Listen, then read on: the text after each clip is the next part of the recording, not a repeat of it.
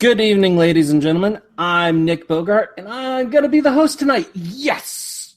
I tied Tim up, threw him in a closet. Actually, not really. I think he's at medieval times, laughing and joking it up. He's had a whole lot of meetings, finished moving, and this week it's all been some crazy work stuff as far as I understand it. And they took him out for dinner. So that's pretty cool. But it's not going to be just me, even though I know you're all dying for an episode that's just me. Tonight, I have Sean from Metal King Studio with us. We had Sean on before for his game RelicBlade. Sean? Yeah, hey, hi, everybody. He was running a Kickstarter for it. It ended successfully, and he's actually just finished fulfillment. We were trying to aim for as he was in fulfillment or, right about now. The awesome part is I actually got my set today. I'm kind of happy about that. Yeah, have you had a chance to pop it open yet? No, actually, I wasn't sure if I almost popped it open, but while I was waiting, and then I'm like, you know what? I may just wait to open it while we're talking at some point. Ooh, that's a fun idea. I know. I was like, we can do an unboxing that nobody can see. Yeah, that's the perfect kind. Their imagination's going to be awesome. So I can say all these nice things about it and whatnot. But, all right, Sean, how's it been going? Really, really super crazy. But, man, I'm done with fulfillment as of, last night. And it's been a really crazy journey so far. I gotta say, really crazy. I saw you're rolling up to the post office with all the boxes to ship out yesterday. What did you say in the post? There was 700 of them going out? Not quite. It was probably about 150. I filled a whole cart at the post office with them. It was pretty fun to go with so many packages. I think I really stressed one of the ladies out. Just the idea of doing it made her kind of short circuit. I could totally see that causing someone to be a little frazzled. There's usually always 20 people when I go in the post office. So yeah, all I had to do was drop it off, thankfully. But she was worried about international postage or something. It was funny. But yeah, it worked out. Actually, considering how extremely difficult every step of the way was leading up to it, shipping was a piece of cake. I had a label printer, I had all of the packing materials ready, and so it was just a matter of going through, and it only took me 2 days of actually printing labels and shipping stuff to get it done. It's just a matter of actually having 2 days to do it because it's so much. Right. So how did fulfillment go? The Kickstarter went awesome. You met your target. You had beer at the brewery. Yeah, that's right. Yeah. To start back at the beginning, I think we were most of the way through the campaign last time we talked, I think. I think it was right around when I was changing gears and talking about trying to get together a nice box set, which now you're holding your hands. But I got to say, through the campaign, even after it was funded, it was still extremely stressful to get through all of that stuff. Because, all the unknowns and as far as stretch goals and how much work you can commit yourself to through the stretch goals, every little stretch goal you offer is a price point as far as the campaign goes. But you have to consider how long it'll take you to do it, whether you can still deliver if you offer to do that kind of stuff. And so finally, when the campaign ended, I ended up having about a month worth of work to do before I'd be able to do fulfillment. And I felt confident and I started working on it. I got the punch boards ready. I got the finished sculpting a few extra models and sending those away for production. But then when I got to actually making the packaging, that box, man, that took like a whole month to get through. It's a lot goes into package design, and I can only afford to make one print run. So I was like really, really working hard to make sure it came out right and the art was good and there was the right information, no typos, all of that kind of stuff ended up taking a really long time. But yeah, it's been like a dizzying amount of work. So I'm really glad that that's behind me. So as I'm holding it, I'm looking at it, and this is really the first time I've really looked at it since I got it. And I've got to say, for having just like one run, doing the package design and all that, everything I see on the outside of this box is just amazing. Yeah, I'm super pleased with how they came out. I think it's nice because before I didn't really have a good way to present it to someone that I wasn't personally pitching it to. But now I can confidently like set one of those boxes on a shelf. And if someone is inclined to pick it up, they can know everything they need to know about RelicBlade. And get some sweet art in the meantime. Yeah, so even that front cover, the art you have done there is just, I mean, it's awesome. It's a lot of the art we've seen all the way through, which has been amazing. But it just, I have to say, it is definitely one of my favorite things. People who've seen it, I've kind of got, anywhere I can, I've got boxes with nice art set up. And this is definitely, one of those. Thanks, man. I really appreciate it. I feel like I've learned so much in the past year.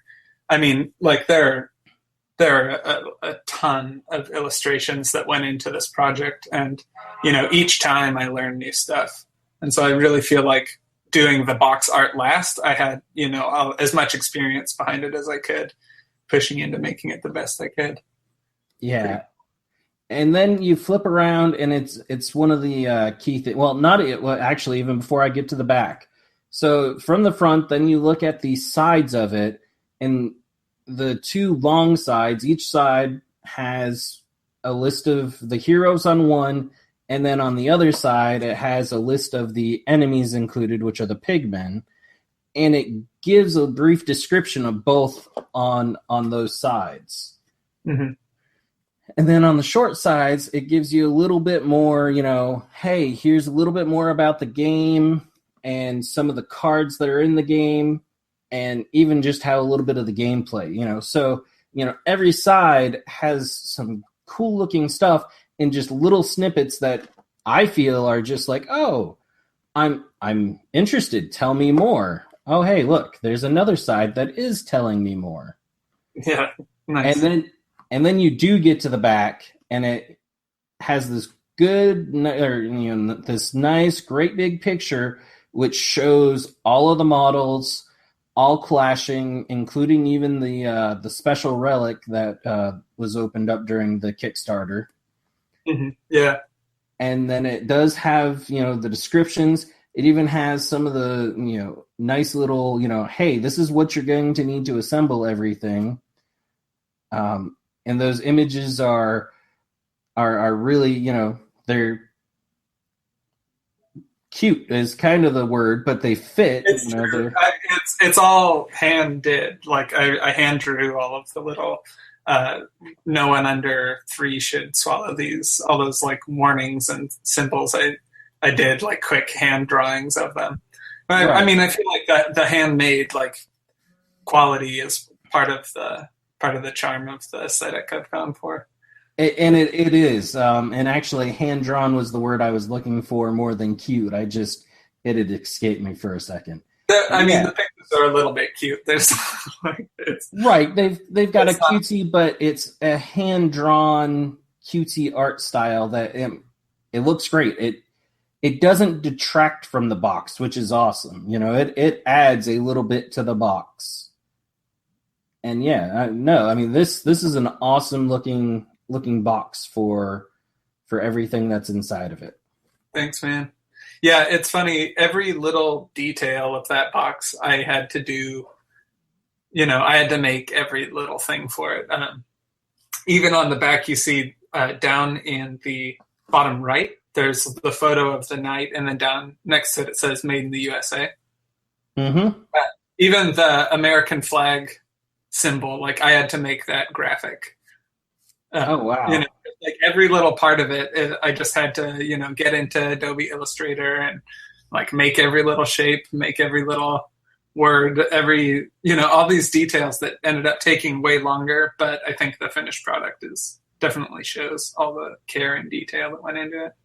Yeah, I definitely think that there was a lot of care and detail that went in this. I think you have definitely, for your first game, and it even says first edition down there, I think you've definitely set a high bar. Thanks, man. I appreciate it. Yeah, I really am. I'm really excited that people are going to get the game in hand and be able to start playing it. And then also with the little extra parts that I was able to add to it through the Kickstarter. Things like the thief character, the relic miniature, updates to the rulebook and the cards, and then also the tokens that you haven't gotten to yet. Like all those little things are going to make the play experience so much more immersive. I'm really excited to see how people react to it and are able to play it, because I know it's a good game, and so I'm really looking forward to having more people know and hear and get a chance to play it, get it on the table. Definitely. I think I will be taking it with me this weekend. It might not get actually painted, but things will get glued together. I'm actually heading out tomorrow afternoon to head back to Florida to take care of some things there, and I'm going to see some friends, and I'm probably going to take it with me and be like, hey guys, we're totally playing this game tonight. Oh yeah, it's a good one to bust out. Definitely good. So I am definitely stoked about that. Yeah, man, you should pop it open. We should do the unboxing since we ran through the packaging. All right, here it goes. Opening one of the sides, sliding the box out. I mean, I got to narrate it now because there's no video.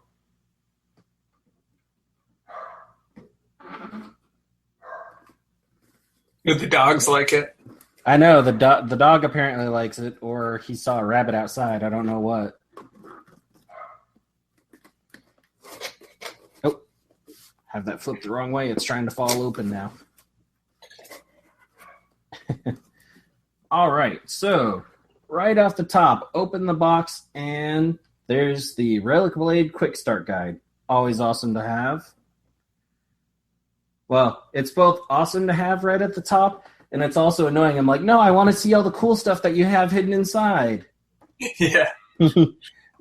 Moving that aside, then we actually have the full rule book,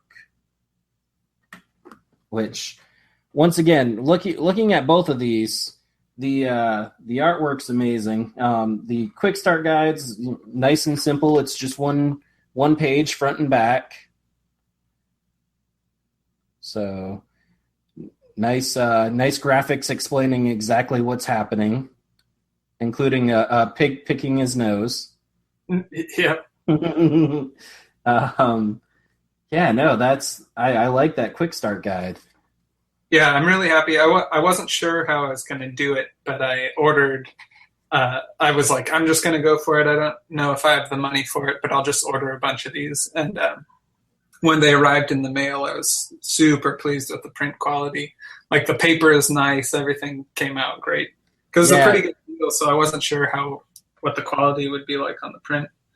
But yeah, no, the print quality is very nice. I like the paper. It, is a little bit thicker than your average paper. Kind of sturdy, but not too bulky. Folds up nicely, and seems to be laid out well. So, because really most or all of the instructions to play are actually right on the front, and then it gives examples. Back is just an example, and then the character cards you need for the like introductory game. Yeah, that's awesome. Yeah, so right on the front page you have all of your instructions you actually need to play, and it has a diagram of the card to explain what everything is, and then references to it in those instructions. And then you flip it over, and it gives you some examples, and then it tells you the cards that you're going to need. Or if you don't even want to break out the cards yet, I guess it lists the cards you need to play. Yeah. So that is definitely pretty cool right there. And then we've got the rule book. It's got a nice, awesome. It's you've used this artwork somewhere else before too, haven't you? It's got the knight on it. It's the main like promo artwork I did initially for the cover of the rule book. Gotcha. Okay. But it's not on any of the cards. Oh no, it is on one of the cards. The reference card. It's on the back of the reference card for the deck. Okay. So yeah, this once again nicely laid out on the inside. Yeah. So this rule book here, I've got one right here. There are a few like really minor changes that I made for this print run because through the Kickstarter I was able to print like 500 copies of the book instead of the initial 100 that I had for the pre-Kickstarter sets. And so there were just like a few minor changes I made. And then it was so hilarious. Speaking of like challenges, the first print run came out really nice. And I just wanted to make a few minor changes. Like there was one typo where it said my instead of may. So like just one letter missing. And then I just wanted to make like really subtle changes that would sort of clarify a few rules that people had asked me questions over the past year. And then we saved the PDF and sent it to the printer, and I got a proof back, and like just all of the illustrations came out looking like garbage because the printer I was using got a new press. And so the new press was more sensitive. And so whatever problem that was in my document all came out really like glaring issues. And then it took us like 2 or 3 weeks to like really track down what the problem was.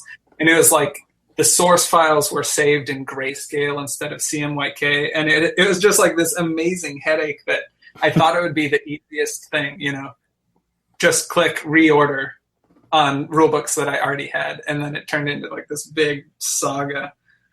That's just, it's a good example of how it goes when you're dealing with this kind of production stuff. Like just don't expect anything to be easy. You just be ready to roll with it and work hard. Right. Now the interesting part is you actually put your author note in the back of the book. It's actually on the last page. Yeah, that's right. Which is definitely interesting. I haven't actually had a chance to read it too much other than you say that you've designed RelicBlade around a few core principles, that it's a game that would be fun, dynamic, and easy to learn. Yeah.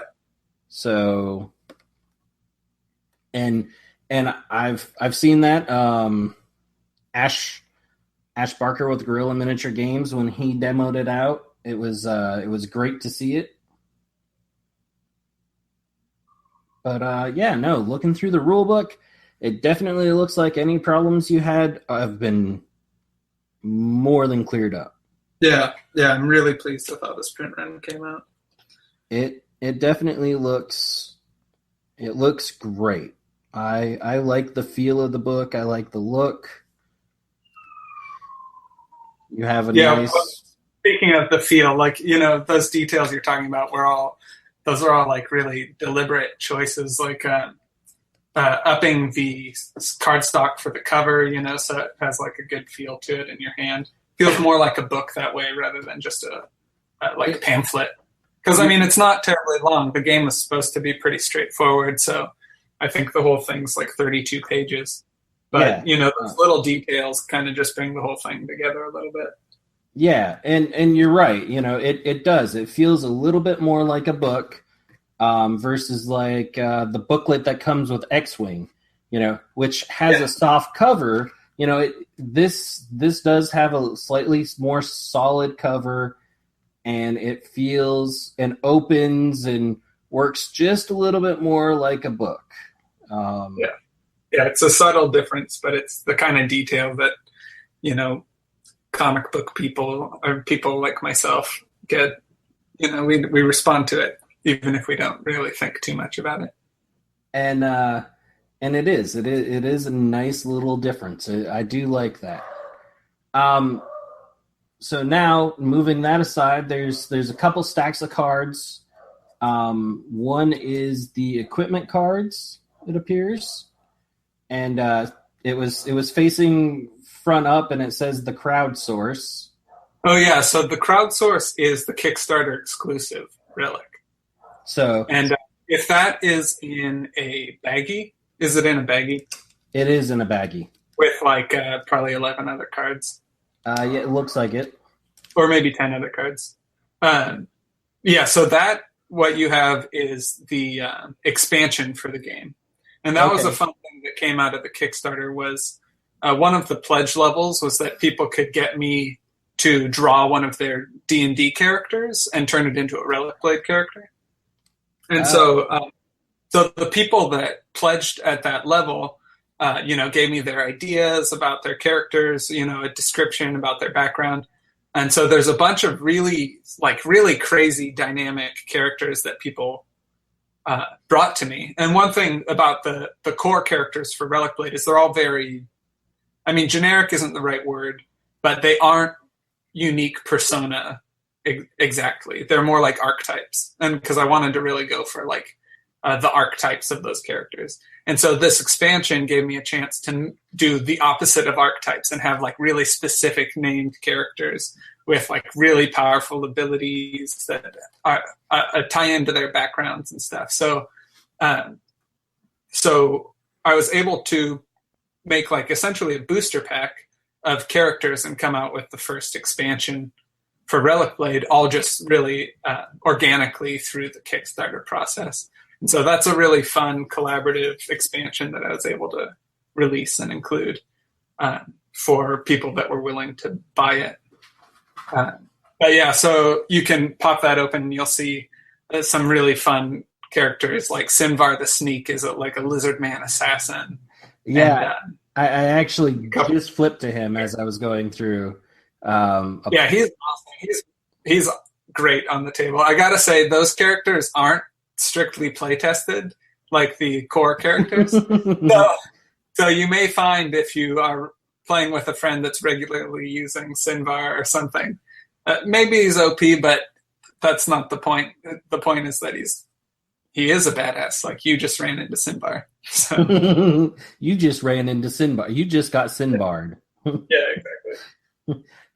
Woogie Wooglebuck. Yeah, Woggy. Yeah, he's a good one. I think I just need to play with him just for the name. Yeah, no kidding. He's a gnome blacksmith. Yep. And he's a tanky character that got kicked in the head by a horse. And so you can see that he has a hoof mark gouged out of his head on the side. Yeah, so the characters, it's really fun because the collaboration was between me and the people that made up the characters, but I did the art for it based on their descriptions. So, it's a lot of stuff that I wouldn't have thought of drawing myself, but that's the fun of comic books, which is one of my other jobs, is that the writer gives me all these prompts, and then together we make something that I wouldn't have made otherwise. And it's really fun. So that expansion I really like, and I'm looking forward to trying to bring more collaboration into RelicBlade in the future.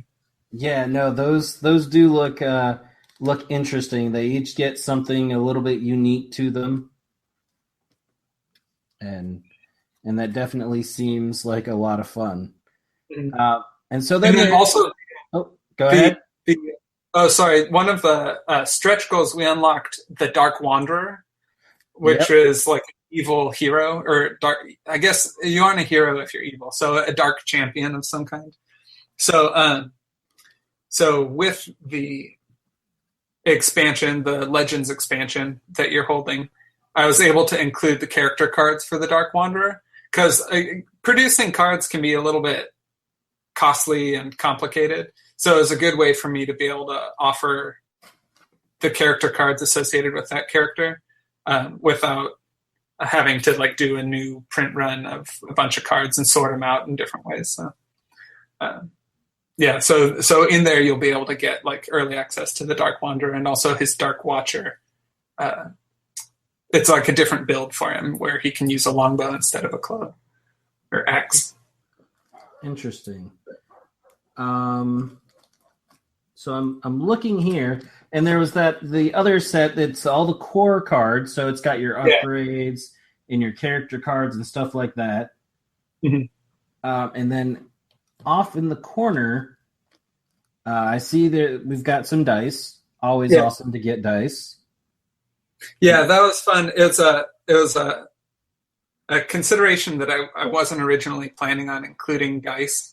Because like as a gamer, me and everyone I know owns a ton of dice, but I ended up the game RelicBlade is so friendly to people that haven't played games before that I found that I was selling it to a lot of people that actually didn't own dice and didn't even know where to go to buy gaming dice. So I felt like it was a really smart move to just put everything in the box, like don't make people go anywhere. So as long as you have super glue, you can actually play RelicBlade right out of the box.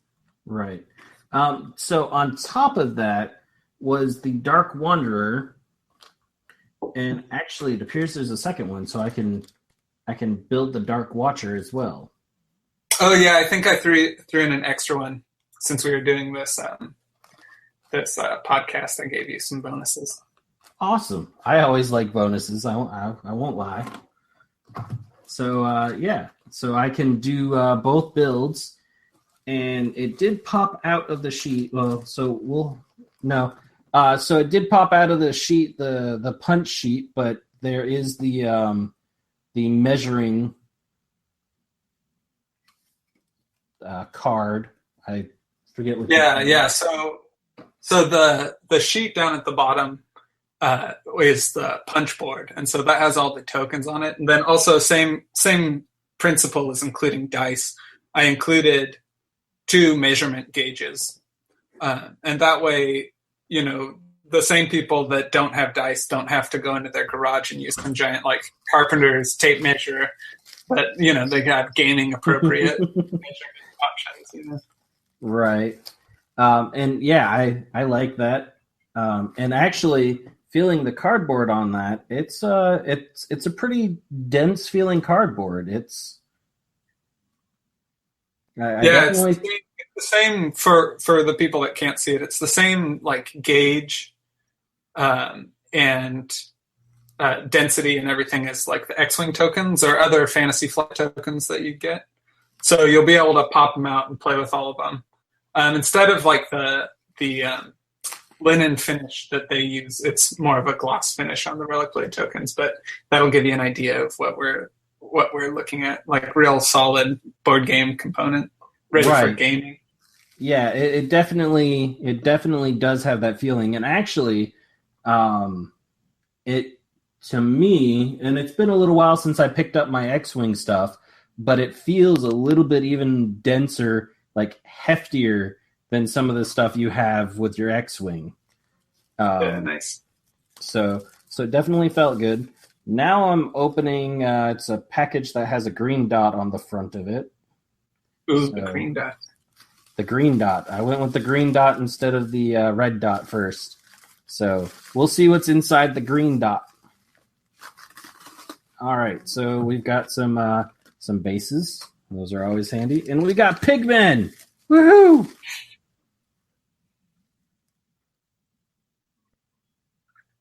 And looking at these, and I've had the Dark Wanderer I've just been looking at, so I like that package. It's actually a nice package for the pigmen. Gonna have to cut it open as I take pictures as we do this. So I will post up pictures as we go along. Look at all these little accessories. Yeah, they got lots of weapon options. They do. I like that. It's tons different sizes and shapes of swords, axes, and clubs. Two-handed axes, one-handed axes. All right, now we've got a pigman, and oh my goodness, this is actually the first model I've taken out of the packaging, and the detail's amazing. Yeah, thanks, man. For people that are familiar with infinity scale models, I would say this matches. Yeah, I think that the infinity comparison is pretty close because the scale is a little bit taller than your average wargaming stuff, but it's less heroic. So compared to like Warhammer or something, their hands aren't quite as exaggerated. Their weapons and stuff aren't as exaggerated, but they're a little bit taller. So it sort of evens out. It's not true scale, but it's a little bit more infinity scale, whatever you'd call that. Right. So that's not even what I mean, but that is a good description because they're 30 millimeter instead of the 28 millimeter, right? Yeah. Yeah. So they're 30 millimeter, and so that is a good scale. But I'm just talking about the actual casting quality, the level of detail.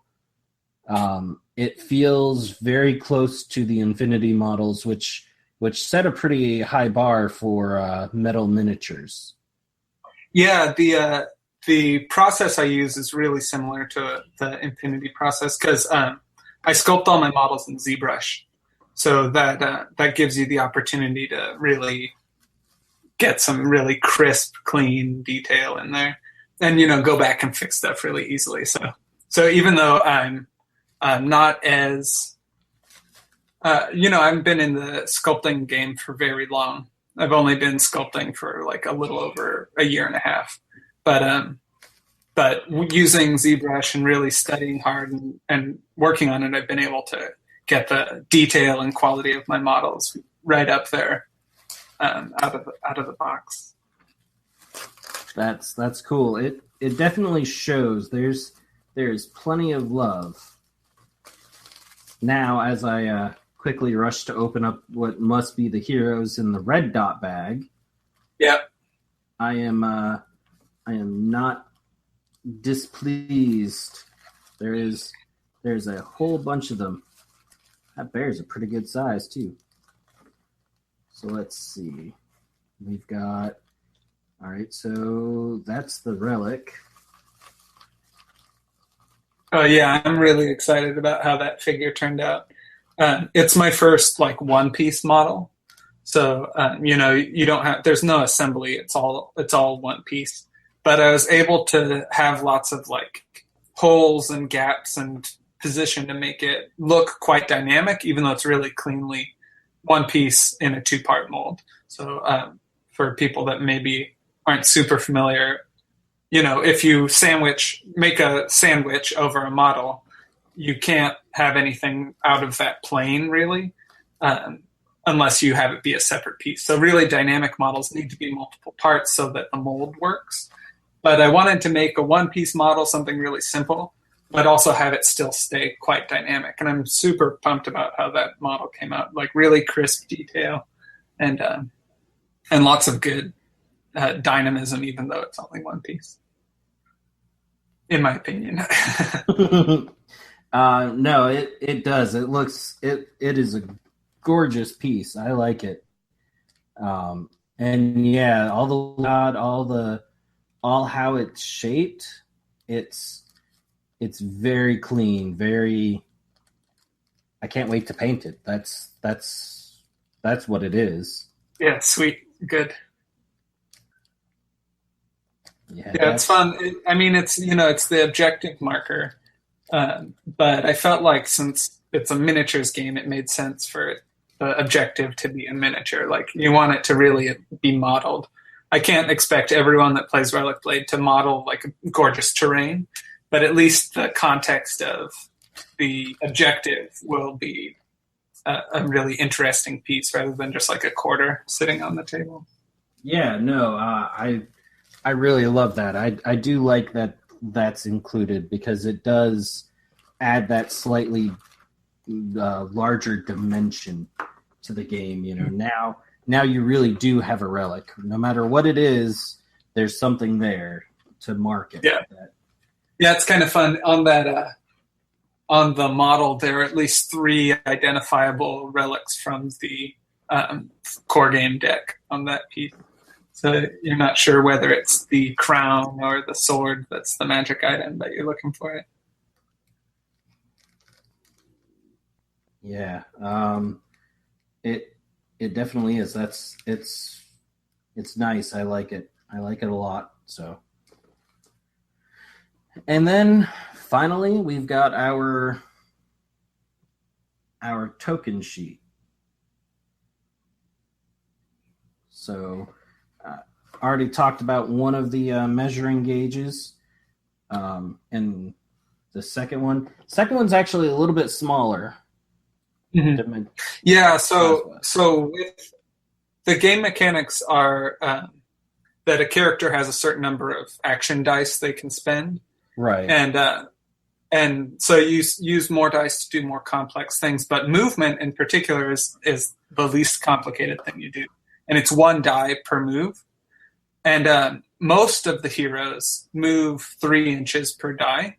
So I wanted there to be a hero gauge where there'd be a convenient way to measure 3 inches each time.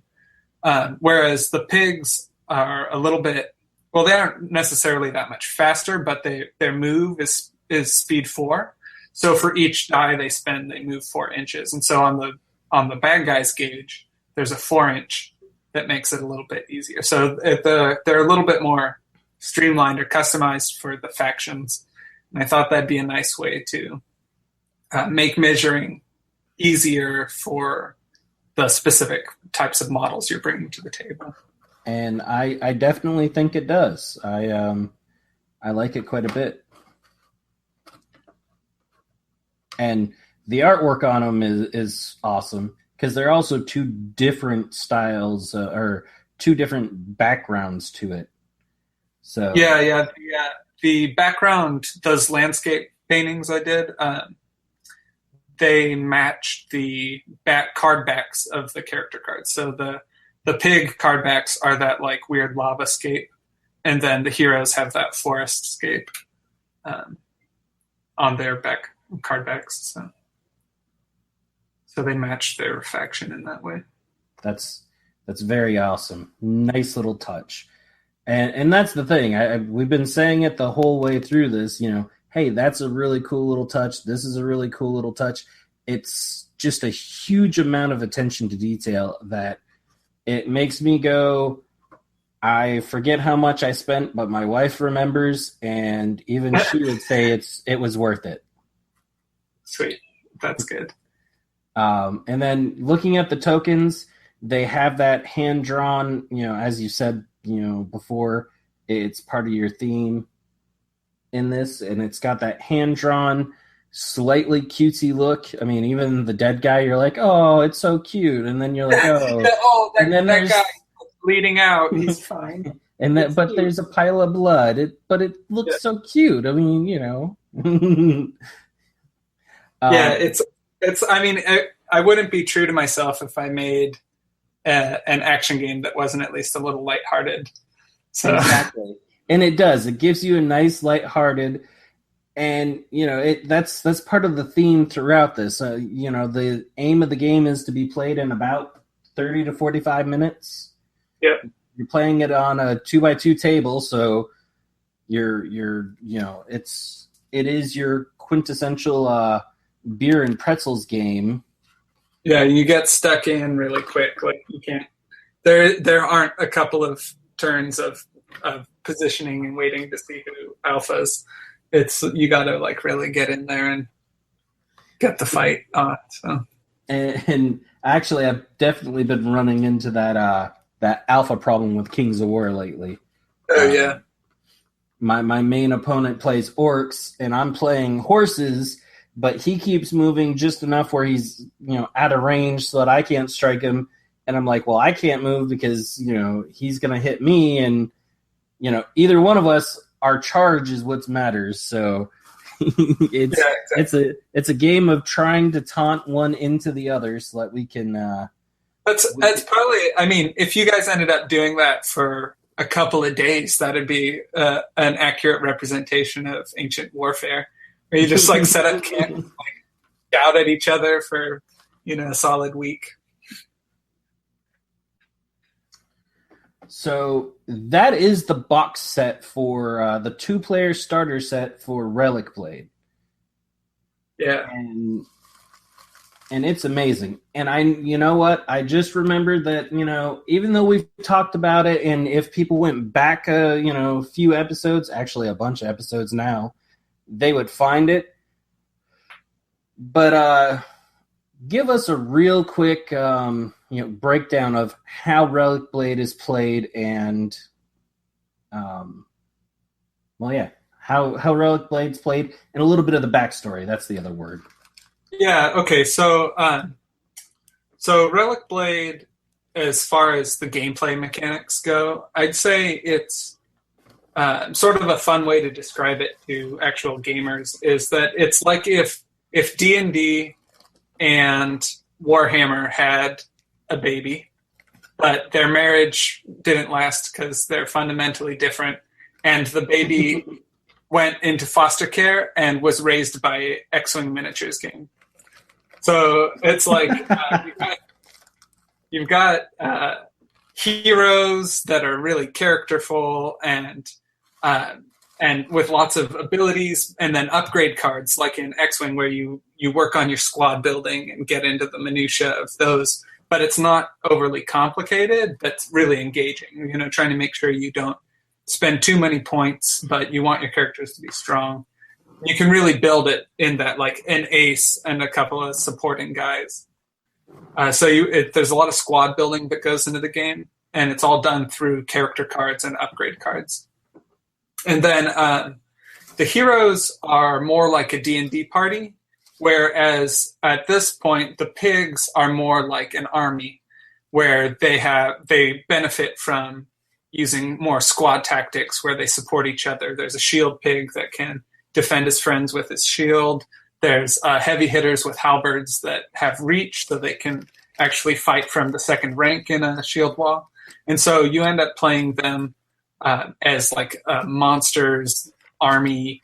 You get more of a wargaming feel, whereas the heroes are more like a tank DPS healer, dramatic heroes trying to fight against overwhelming odds sort of feel. So you get that sort of fun quality with the different play styles between the two factions.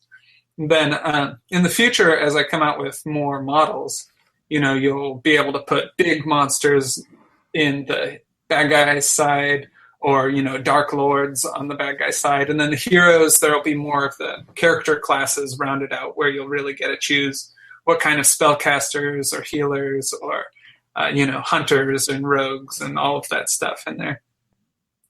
So that's sort of like the game mechanics of it.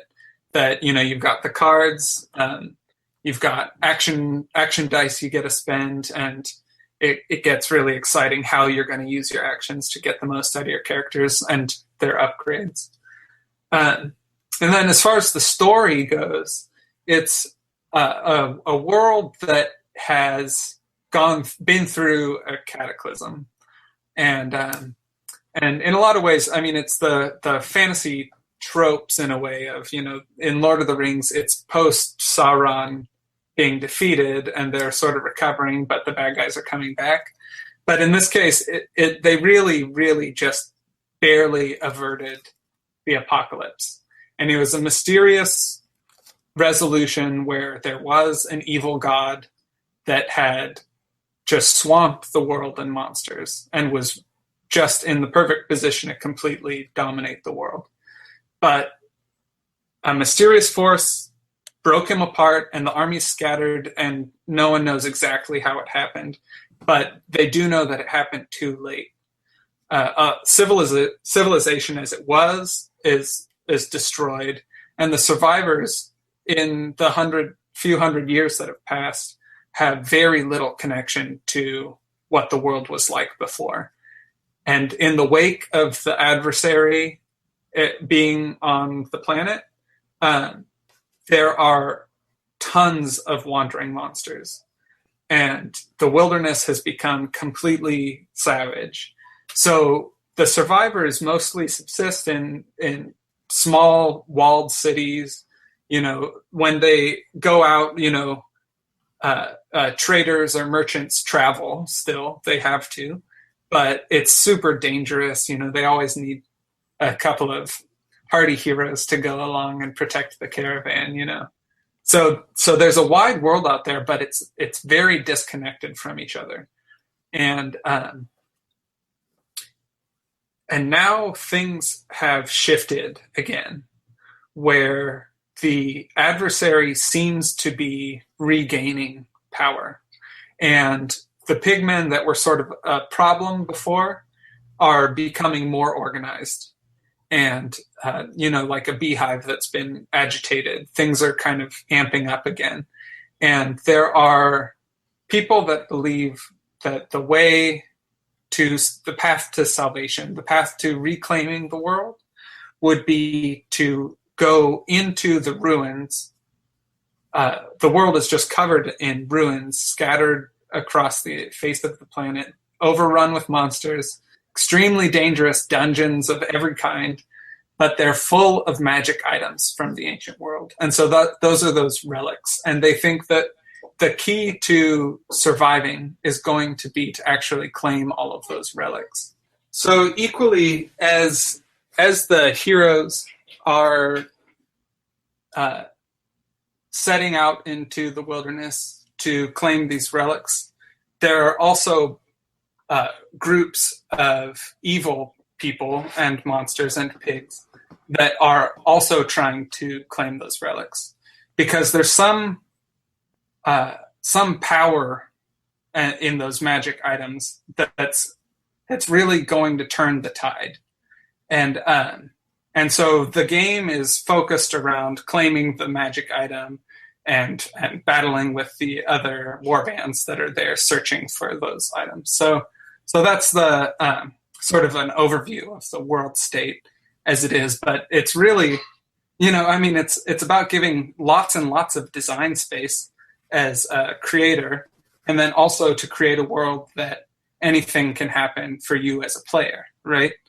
So I want to make a sandbox that's open to any kind of dungeon and any kind of monsters and any kind of heroes that can all live in this awful adventure world. And like I said, it's not a grim setting. It's pretty lighthearted. So there's lots of room for wacky adventures and exciting monsters and great battles all throughout the world of RelicBlade. Awesome. And so with that, and kind of the sandbox and continuing with the play, you do actually have a little section that I noticed before towards the back of the main rule book that talks about narrative play. Yeah. So it's mostly just a nod toward that the game is about adventure, and the game is about heroes and like that crowning moment of heroic action in this like deadly encounter that they're facing. However, at this point, I don't have like a full campaign rule set where, heroes, rather than leveling up in the course of a battle, you choose what upgrades you'll take according to your points, to have certain characters be more advanced in their skills. So it's not, even though I would love for it to be more like Mordheim, where you have your characters, or Frostgrave is a really great contemporary example. But at this point, RelicBlade doesn't have that. It's more about that one deadly encounter that these heroes get into. But in the future, I'm really looking forward to being able to create campaign supplements and definitely be excited to make character advancement, but in the meantime, also really looking into making more adventure scenarios and things like that. Definitely. Because it definitely seems to lend itself that way. Especially when you look, granted, one side's always kind of playing the monsters, though with some of the things you can add in there, even, I have to look at it more, but say the Dark Wanderer, you could possibly, add the Dark Wanderer in there or some other character like that to beef up the other side as the other player is, I've got all these adventurers, and then you're like, well, I've got one dark hero, he's going to come kick your ass while, the pigs stomp on you. Yeah. Yeah, and there's a lot of room for the pigs have a lot of great upgrades and stuff, and there's a lot of room for different kinds of monsters that can get thrown in there. So I'm really looking forward to sculpting, in particular, like an ogre that I did the artwork for already. I'm really excited to get that character on the table too. That's awesome. So you've mentioned a couple of things with expanding the line, and I know that you are exhausted from just finishing up this campaign, because not only did you finish this campaign, but you had to help finish up a comic book campaign too, didn't you? Yeah. So that, I think, was it turned out to be one of the biggest challenges of the Kickstarter fulfillment. Was I ran my Kickstarter simultaneously with my friend's Kickstarter, and he was looking to fund a comic book, the volume 2 of a comic book that I'm the lead artist on. And so we worked together, and both of our Kickstarters funded, and it was great. And I had a month set aside to do the RelicBlade stuff, and then a month set aside to do the B Squad stuff. And with the box, ended up taking like a month longer than I expected. So then drawing B Squad got pushed into when I was supposed to be doing fulfillment. And so this month has been like one of the craziest months I've been through, where I had to draw a whole comic book while also simultaneously doing Kickstarter fulfillment. And it was nuts. I didn't think I'd end up in that position because I draw fast, I work hard, and I didn't think it would catch up to me like that. But, my hardest work, it caught up to me, and I ended up just having to, stop sleeping and stop taking weekends and just working really, really hard this month. But I finished. You did finish, and I remember talking to you earlier this month, if not the late last month, going, hey, we want to bring you on. We know you're getting close to fulfillment, and, we just kind of want to, sit down and see how it's going and all that. And you're like, that sounds awesome, but that sounds horrible at the same time. Yeah, no, I'm excited to take the time to chat. But yeah, I've been going on all hours of every day. And it's great when you finally get to go to sleep, but then you dream all night about all the work that you need to do. And so it's like you were working all night without getting anything done. I've had a lot. I do know how that one is, and that one definitely is kind of rough. So you've mentioned some of your plans. How far in the future are you waiting to start implementing some of those? For RelicBlade? Yeah, for RelicBlade.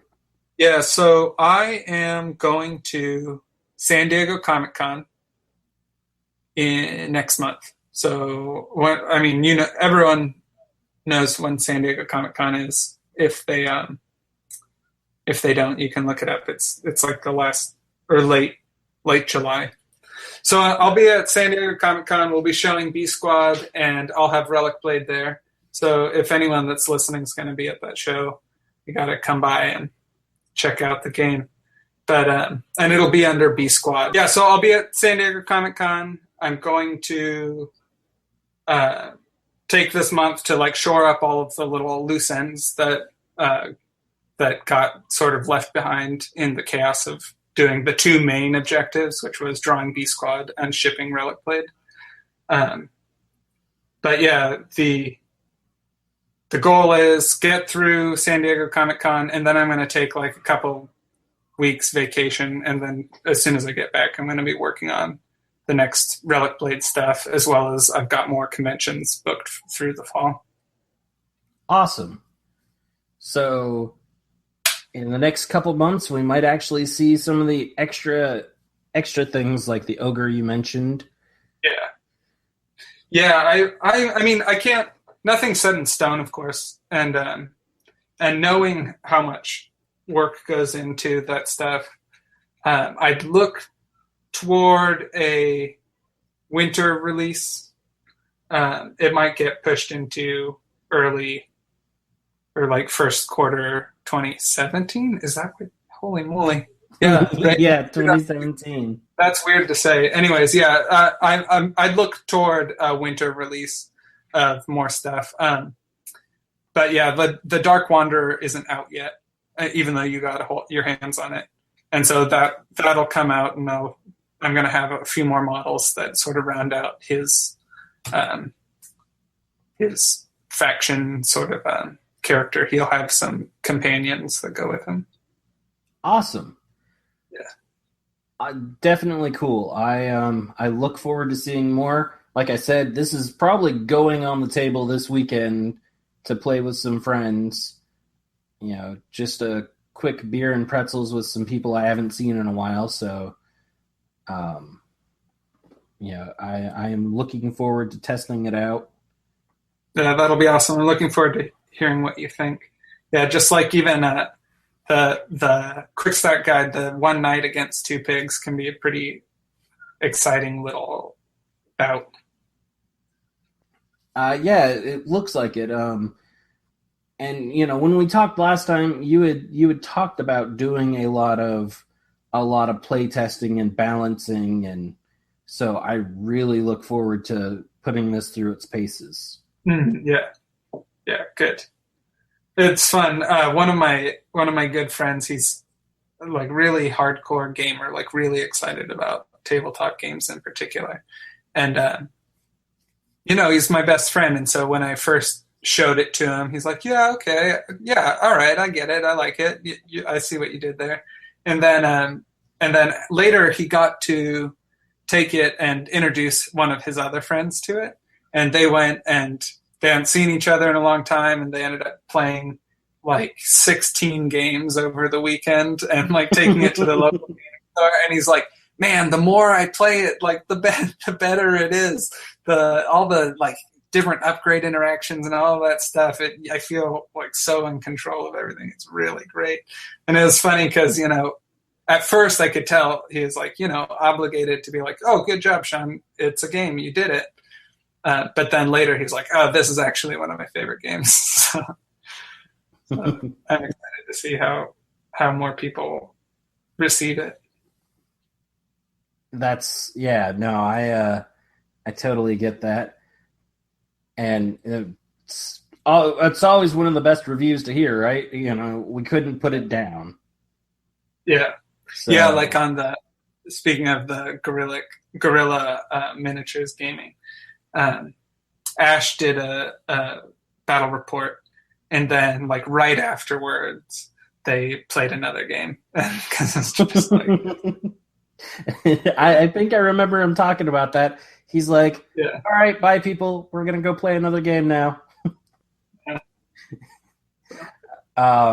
Yeah, it looks like a lot of fun, so I'm excited. So, for those people who didn't back the Kickstarter, those lazy bums, or, you know, maybe they just didn't hear about it in time.